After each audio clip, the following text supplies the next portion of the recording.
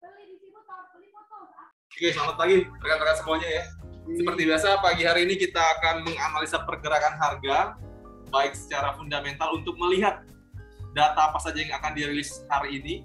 Kemudian juga kita akan lihat pergerakannya secara teknikal. Ini sambil teman-teman jawab kuis, saya akan menjelaskan tentang teknikal analisa kita pada pagi hari ini. Saya ucapkan selamat bergabung juga untuk teman-teman yang hadir dari Zoom kita. Semoga semuanya dalam keadaan yang sehat.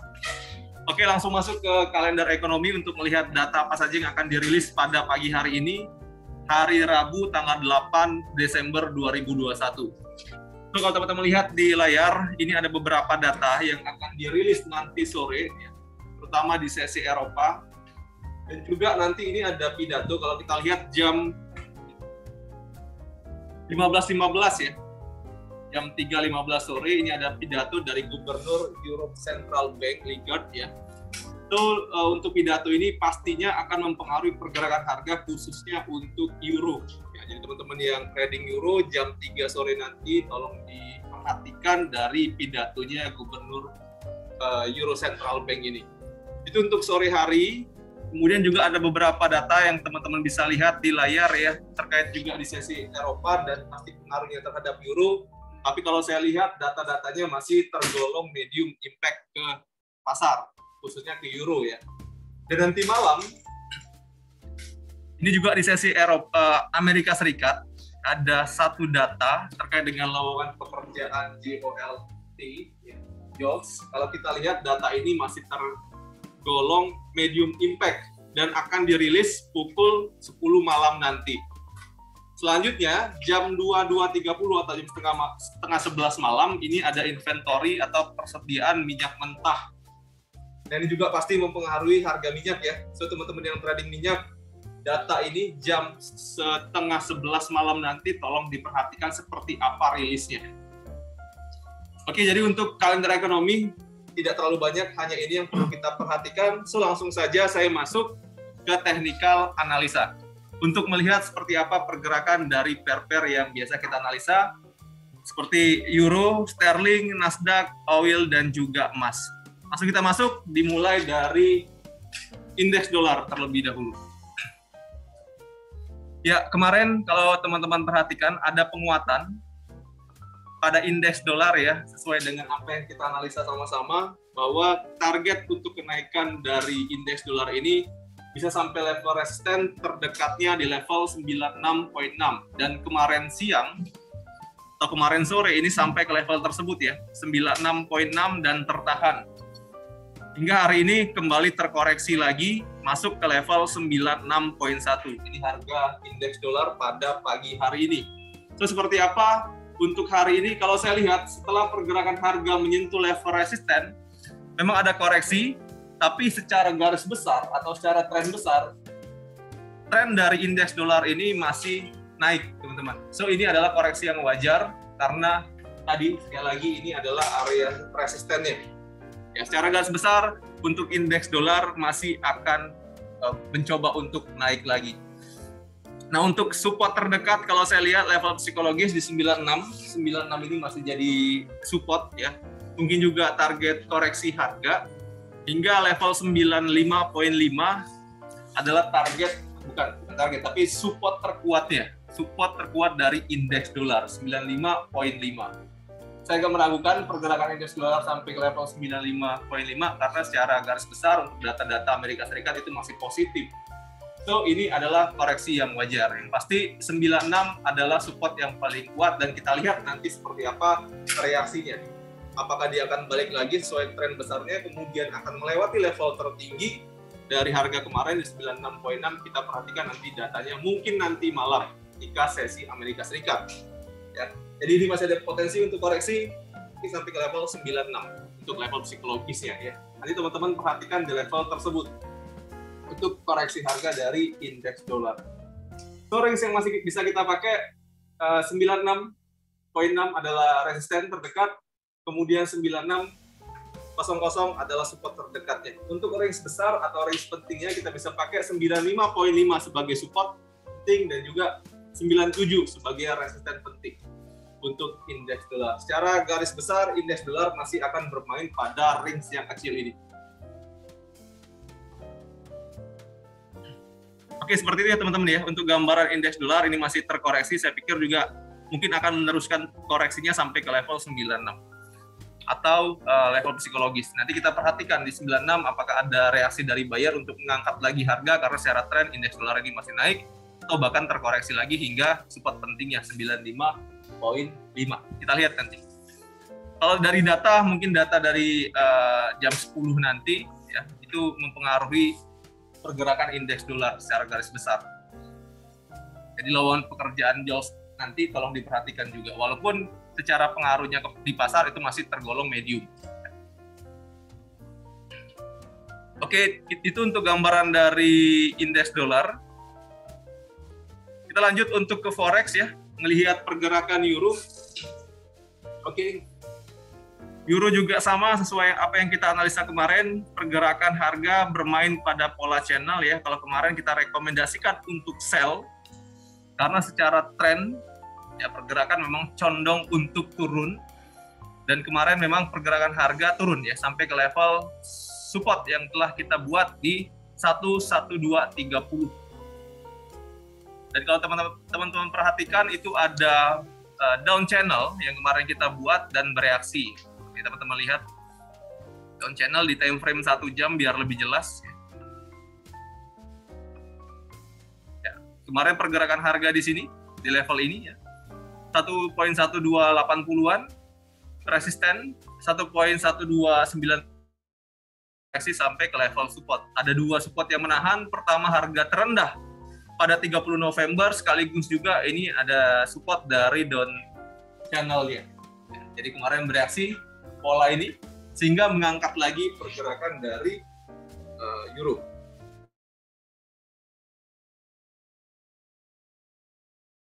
Down channel ini sudah ada di break ya, ada potensi untuk di breakout. So kita lihat untuk hari ini kalau memang pergerakan harga tutup di atas dari level 1.1290 atau 1.1300, ini adalah sinyal untuk kita ambil posisi buy.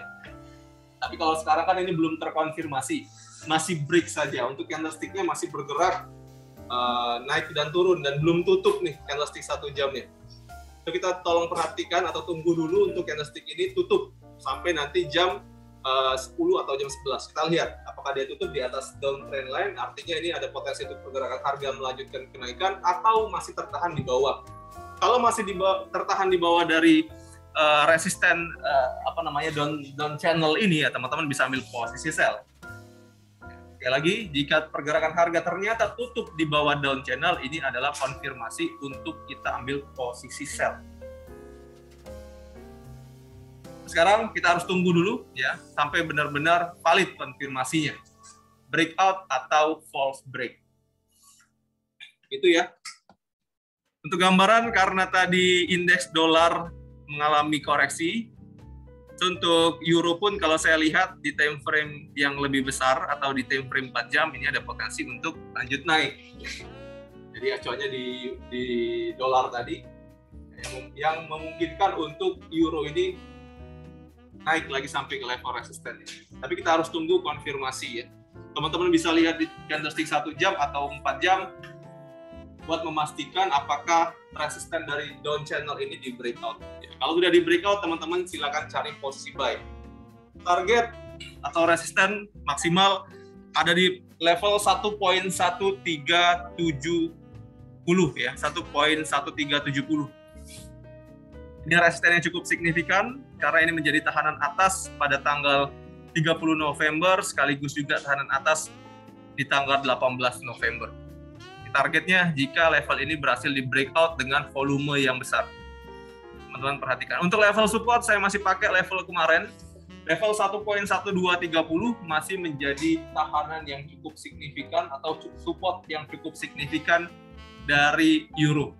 So ketika pergerakan harga mungkin koreksi lagi sampai ke level ini, teman-teman bisa ambil posisi buy.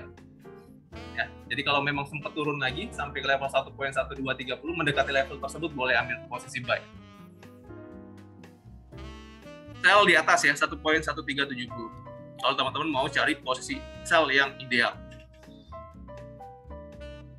Itu ya gambarannya. Tunggu dulu candlestick 4 jam, ini breakout dari up channel untuk memastikan pergerakan melanjutkan kenaikan ya. Jadi teman-teman bisa ambil keputusan untuk ambil posisi buy nanti. Itu untuk gambaran dari euro teman-teman. Karena pelemahan dolar atau koreksi dolar, ini euro berpotensi untuk naik. Kita langsung lanjut ke sterling. Ya. Sterling kemarin bermain di level ini ya, 1.3280-an, dan kemarin mendekati level down trend line yang sudah kita buat, dan ternyata down trend line-nya juga berfungsi ya, menahan kenaikan dari sterling. Jadi kemarin kita rekomendasikan untuk euro dan sterling sama-sama sell karena pergerakan berada pada level resisten dari down trend line, dan kemarin terkoreksi lagi. Memang terkoreksi sampai ke level supportnya ya. Kalau kita lihat supportnya atau penurunan kemarin itu sampai level 1.3210. Jadi supportnya. Dan sekarang tertahan. So, seperti apa hari ini untuk sterling? Kalau saya lihat teman-teman, sterling ini masih berpotensi untuk naik ya. Karena kalau kita lihat dari volume perdagangannya dan juga penurunannya ini sudah mulai melemah. Jadi sampai ke level support 1.3190 udah ada rejection dari buyer, kemudian ketika mendekati 1.3200 juga ada rejection. Ya, walaupun masih tertahan pada downtrend line, dan sekali lagi terakhir kemarin di 1.3210 juga tertahan. Artinya di sini akan jadi tahanan yang kuat nih, ada triple bottom di level ini. Mendekati level bawah, mendekati level 1.3210 sudah jadi level pembelian terbaik. Untuk target kalau saya lihat untuk sterling hari ini akan coba ke minimal resisten ini ya, resisten dari downtrend line kemarin. Jadi ini masih berfungsi sebagai tahanan atasnya. Kalau kita lihat 1.3270 merupakan resisten dari downtrend line dan mungkin akan menjadi target kenaikan dari sterling untuk pagi sampai dengan sore hari nanti. Dan kalau saya lihat kemungkinan besar ini downtrend line ini tidak akan kuat lagi mungkin ya, karena sudah mulai melemah nih penurunannya. Ada potensi untuk di break. Kalau sudah di break up, artinya ini adalah potensi untuk kenaikan sterling ya, atau awal dari kenaikan sterling. Ya. So kita lihat nanti apakah pergerakan harga berhasil melewati level tersebut. Untuk kita pastikan pergerakan harga akan melanjutkan kenaikan sampai ke level 1.3280. So kalau teman-teman mau yang lebih valid ya, buy itu di level berapa ya, boleh di level sekarang atau tunggu harga koreksi. Atau pilihan ketiga, ketika resisten kemarin, harga tertinggi kemarin di 1.3280 berhasil dilewati, itu udah jadi tanda-tanda bahwa pergerakan akan naik lagi sampai ke level 1.3350. Ini resisten kemarin jadi kuncinya, itu aja. Kalau level 1.3270 terlalu dekat, 1.3280 pilihannya ya. Kalau bisa lewat valid, berarti ini merupakan awal dari kenaikan sterling. Teman-teman kita lihat. So untuk trendline ini masih kita bisa pakai sebagai resisten. Ya teman-teman, saya nggak rekomendasi untuk sell sekarang. Karena sekali lagi, sekarang pergerakan harga sterling berada pada level terendah tahun 2021. Jadi agak riskan kalau teman-teman ambil posisi sell di level sekarang. Kalau mau sell, ya pilihannya mungkin di harga tertinggi kemarin, teman-teman masih boleh ambil posisi sell 1.3280 ya. Stop loss-nya mungkin cuma 20 pip teman-teman atur. Atau kalau mau yang lebih tinggi, yang level lebih signifikan ya, historikalnya lebih banyak, itu ada di 1.3350. Ini jadi resisten yang cukup signifikan selanjutnya. Teman-teman tinggal pilih mau sell di level yang mana. Untuk buy mungkin level sekarang udah bisa jadi pilihan untuk ambil posisi buy. Stop loss maksimal di 1.3170 di bawah harga terendah kemarin, ini udah mesti dipasang untuk stop loss posisi buy. Makin dekat dengan area support semakin bagus. Itu ya. Ya, silakan Pak. Memasang stop loss di level harga terendah di bawah posisi terendah. Ya. Itu berapa poin? 10 pip minimal Pak, minimal 10 pip di bawah harga terendah. So ini contoh ya, 1.3190 minimal 1.3180 Pak. Yang di bawah lagi kalau saya bilang 20 pip, 1.3170 di stop loss ya. Kadang-kadang ada harga sumbu terendah sedikit di bawahnya. Makanya kita antisipasi dari sumbu-sumbu tersebut. Jadi 20 pip udah maksimal. Minimal 10, maksimal 20 pip Pak. Itu Pak ya. Ya. Tapi kalau kita mau masuk di level sekarang ya, kemarin sudah saya sampaikan 50 pip maksimal. Kalau kita mau ambil posisi sekarang. Gitu ya. Jadi kalau untuk sterling kemungkinan besar masih akan naik sampai ke level resisten untuk pagi sampai dengan sore hari nanti. Untuk pergerakan selanjutnya kita harus lihat konfirmasi apakah downtrend line ini berhasil di breakout atau tidak ya. Kita lanjut ke minyak.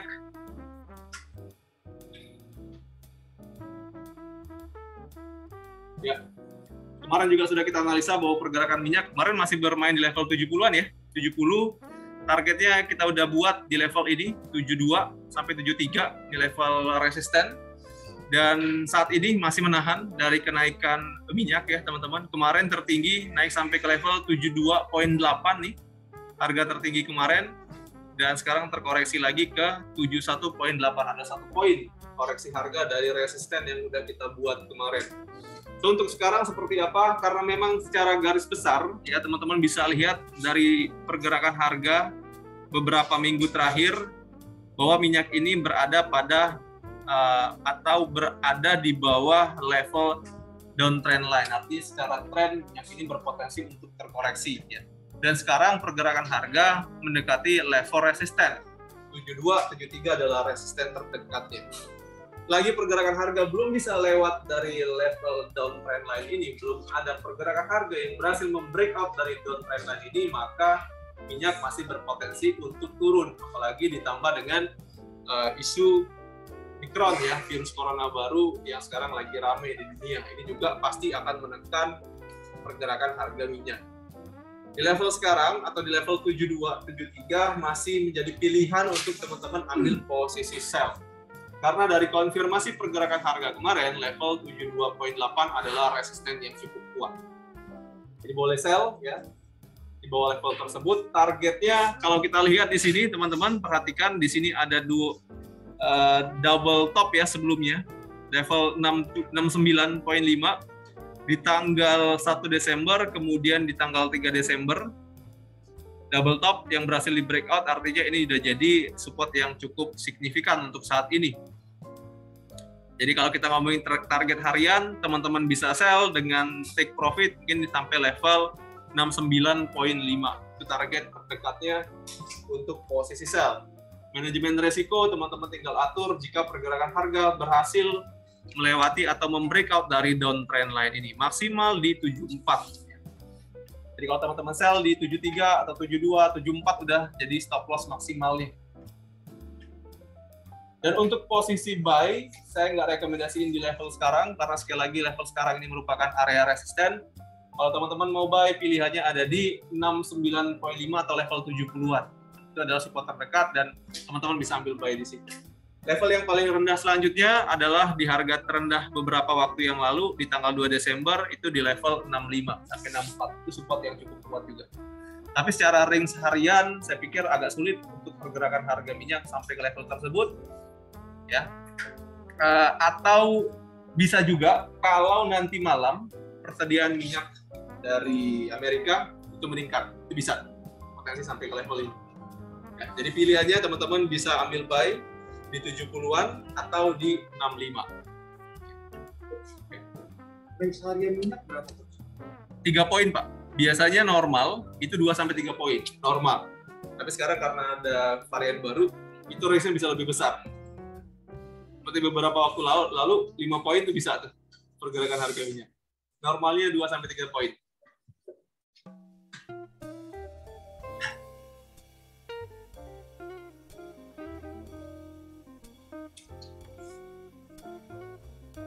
Begitu ya untuk gambaran minyak, selama pergerakan harga masih di bawah downtrend line masih ideal posisi sell.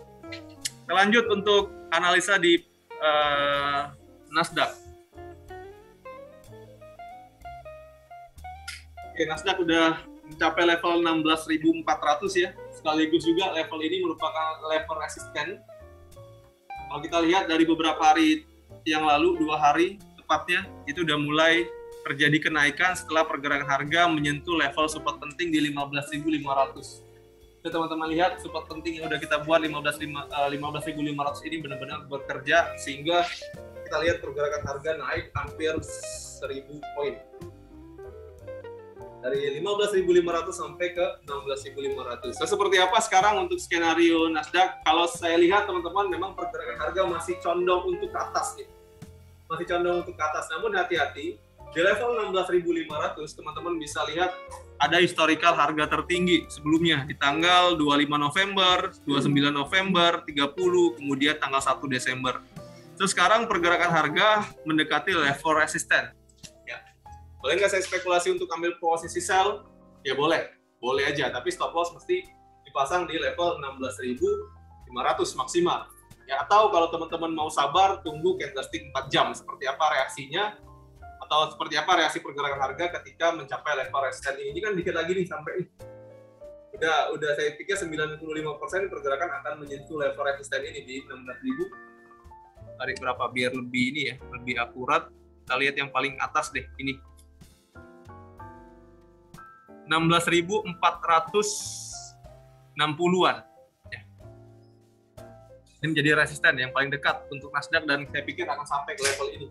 Teman-teman bisa spekulasi untuk ambil posisi sell ya, kalau memang nggak sabar karena lihat kenaikannya sudah cukup tinggi 1.000 poin.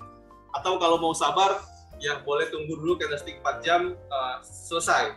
Apakah dia breakout? Artinya kalau breakout akan mengejar level tertinggi sepanjang masanya di 16.700. Kalau breakout. Tapi kalau enggak, kalau ada reaksi atau tahanan dari seller dengan pola-pola tertentu yang sumbunya panjang ke atas, ya teman-teman bisa ambil posisi sell di level resisten ini. Untuk level buy, saya pikir level 16.100 ya, karena kemarin fungsinya sebagai resisten dan berhasil di breakout, ini menjadi level support yang kuat. Jadi posisi buy idealnya di level 16.100 untuk range pergerakan hari ini. Ya, gambaran untuk Nasdaq, range kecil 16.100 untuk support dan 16.450 sebagai resisten. Untuk range besar, kalau saya lihat 16.700 masih bisa jadi pilihan untuk teman-teman ambil posisi sell. Artinya itu di harga tertinggi sepanjang masanya di 22 November 2021 kemarin. Ini pilihan untuk kita ambil posisi sell. Di range besar atas dan range besar bawah masih di level 16.900. Nih 16.900 jadi tahanan cukup signifikan selanjutnya.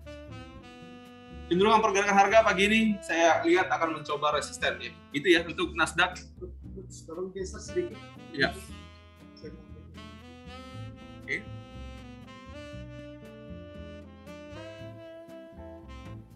Oke. Jadi 15.500 adalah reaksi dari sini.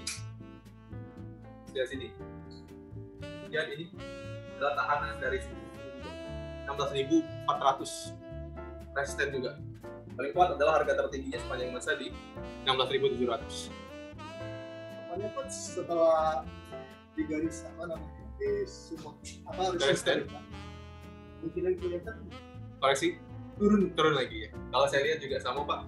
Karena di sini di 16.700 ini udah ada reaksi harga. Sebelumnya kan harga ke 16.700, namun terkoreksi cukup signifikan. Artinya di level-level ini udah jadi tahanan kuat, tahanan atas yang cukup signifikan. Makanya saya bilang mungkin ketika pergerakan harga mendekati level 16.700 itu bisa jadi pilihan untuk teman-teman sell harga terbaiknya. Saya melihatnya di situ ada pola Kusumodo. Oke, di sini ya. Oke. Jadi memang kalau kita lihat ini idealnya sell ya. 16.400-an. Tapi tetap stop loss mesti dipasang teman-teman ya. 100 poin maksimal untuk Nasdaq.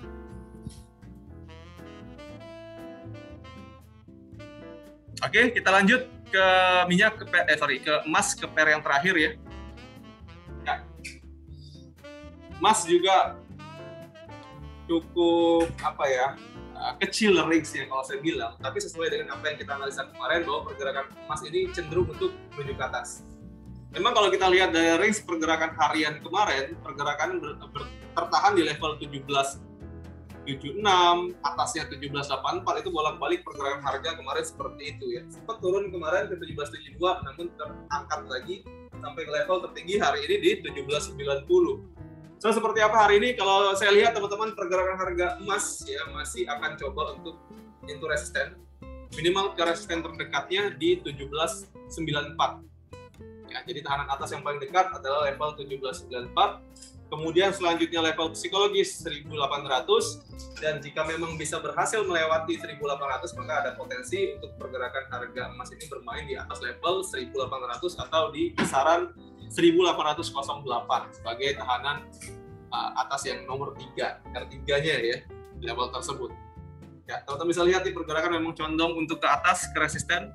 Walaupun ada penguatan dari indeks dolar, sepertinya tidak terlalu berpengaruh terhadap harga emas ya, yang artinya memang secara historikal akhir tahun bisa jadi momen kenaikan harga emas gitu ya. Dan untuk support, kalau teman-teman perhatikan level terendah kemarin di 1772 ya, menjadi tahanan bawah yang paling dekat 1772 range-nya. Kemudian selanjutnya di 1762. Jadi range ini masih bisa kita pakai untuk range kecil.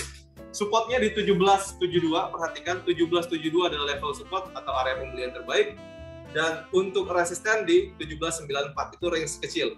Range besar di 1762 ya, 1762, dan atasnya ada di level 1808. Itu untuk range besar harga emas. Karena memang hari ini tidak ada berita yang cukup signifikan untuk dolar, artinya kemungkinan besar pergerakan harga emas masih akan bermain pada level yang sempit. 1790, 17 atau 1800 mungkin di kisaran itu untuk hari ini ya. Cenderung pergerakan harga saya lihat akan menuju ke resisten, minimal ke resisten 1 di 1794. Gitu untuk gambaran emas. Silakan jika ada pertanyaan teman-teman. Saya mau tanya. Iya. Ini apa? Gak apa-apa, silakan Pak. Semua ditanya nggak bisa jawab. Si malu sih. Iya, nggak apa-apa Pak. Ini sebenarnya masalah membaca ini angka fair. Iya. Seperti emas itu 989 ya. Iya, dolar. Ketiga ya, 3 sen. Nah, kalau itu kurs angka itu kita membacanya itu sebagai dolar ya. Iya. Jadi 1.749 dolar per troy ounce. Iya.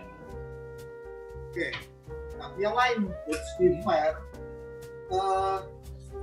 katanya kan fair yang di depan itu namanya dihitung satu kurs gitu ya. Satu. Kemudian namanya yang di belakangnya itu sebagai nilai uang. Iya, betul. Di sini saya agak sedikit kurang ngerti coach, karena mungkin ini tulisan dalam bahasa Inggris, itu biasa baca dalam bahasa Indonesia. Yeah. Kalau di bahasa Indonesia itu kan 1.550, kita kan baca 1.550 coach. Nah kalau di sini gimana kita bacanya coach? Kalau di euro itu berapa tuh? 1 titik? Iya, gini Pak. Jadi perbandingan antara dua mata uang ya itu berbeda-beda rate-nya.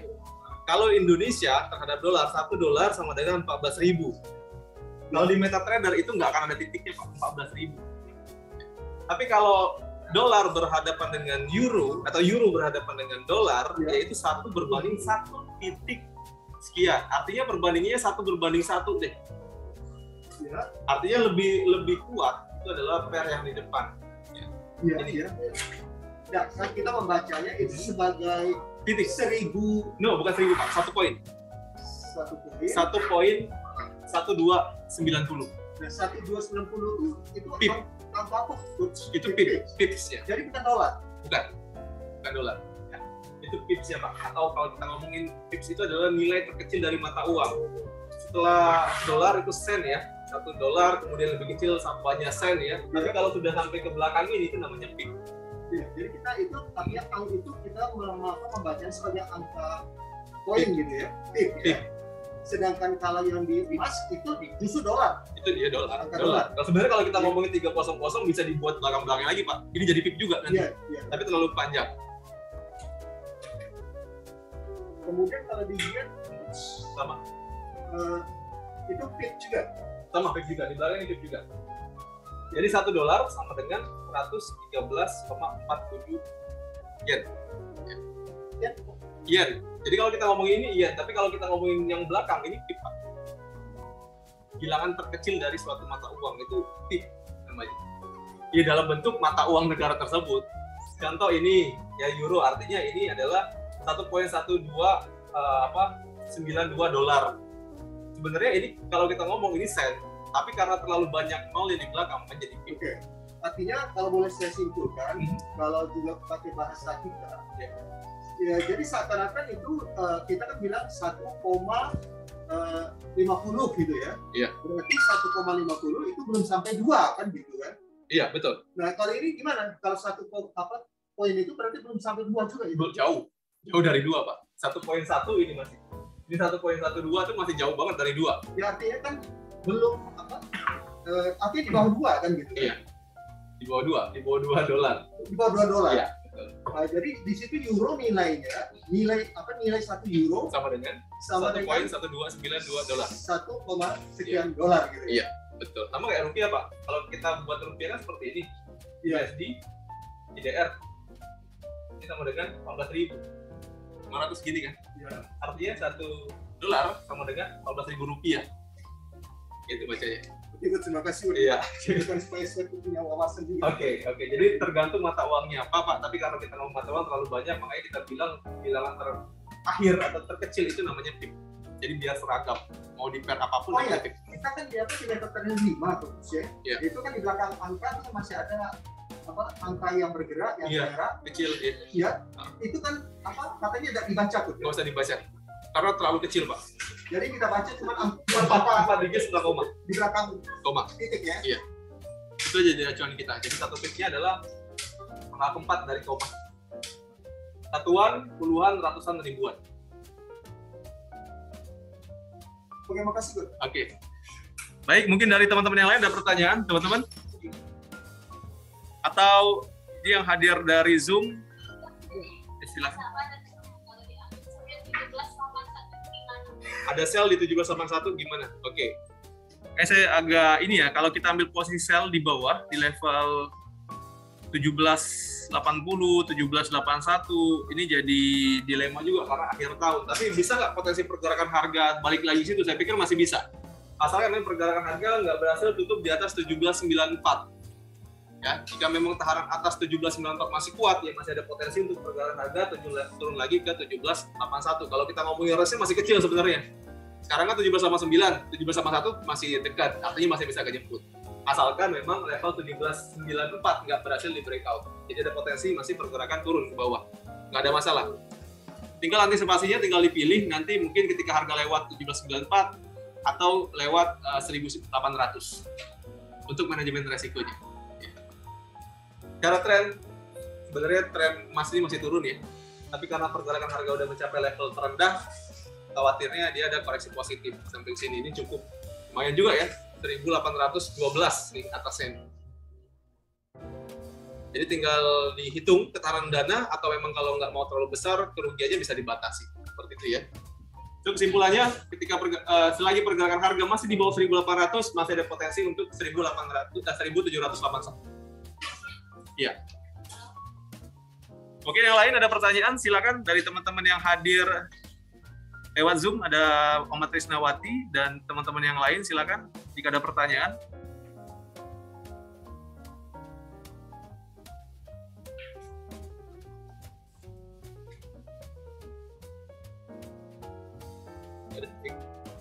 Baik, jika tidak ada pertanyaan lagi teman-teman, untuk analisa pagi hari ini saya akhiri. Semoga apa yang saya sampaikan bermanfaat. Silakan analisa kita teman-teman share ke calon nasabah atau nasabahnya agar jadi referensi trading mereka hari ini. Ini saja yang bisa saya sampaikan teman-teman. Selamat beraktivitas dan selamat pagi semuanya. Terima kasih. Thank you. Selamat pagi, Pak.